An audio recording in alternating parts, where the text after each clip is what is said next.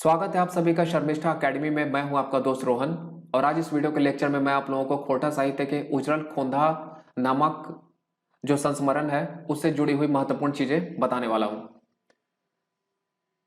तो यह जो उज्जवल खोंधा संस्मरण है इसकी रचना की गई है जनार्दन गोस्वामी के द्वारा और इसका प्रकाशन का वर्ष था 2013 और प्रकाशक जो थे वो है बालिटी खोरठा कमेटी। यह संस्मरण माराफारी और उसके आसपास के बसे 85 गांवों के विस्थापन और बोकारो स्टील सिटी की स्थापना से जुड़ी हुई है।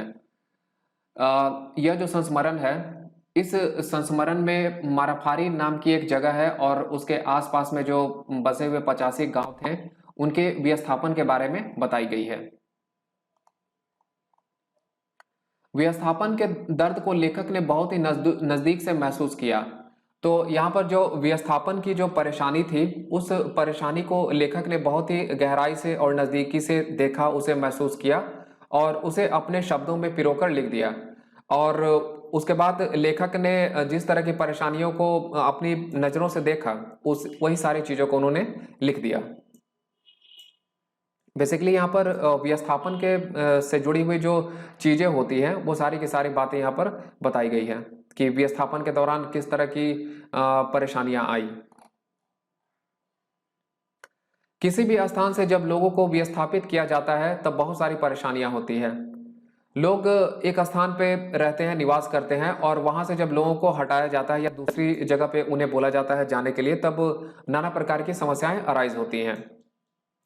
यह विस्थापन की प्रक्रिया लैंड एक्विजिशन एक्ट 1894 के तहत की गई। यह जो विस्थापन की गई थी वह विस्थापन की प्रक्रिया की गई थी लैंड एक्विजिशन एक्ट 1894 के तहत और इसकी शुरुआत वर्ष 1956 में की गई और ये जो शुरू की गई वह शुरू की गई वर्ष 1956 में।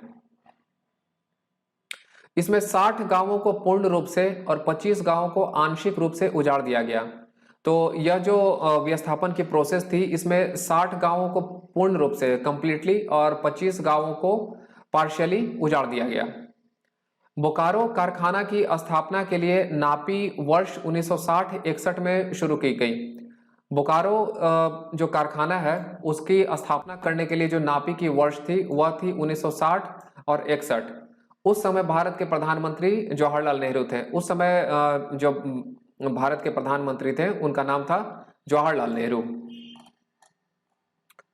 अब है मुआवजे की रकम। तो मुआवजे की रकम के लिए इसे अलग अलग हिस्से में डिवाइड कर दिया गया। चार यहाँ पर सेक्शन को बनाए गए थे, जिसमें से पहला है 1 नंबर बहियार खेत और इसके लिए जो दर थी वो थी 3000 प्रति एकड़।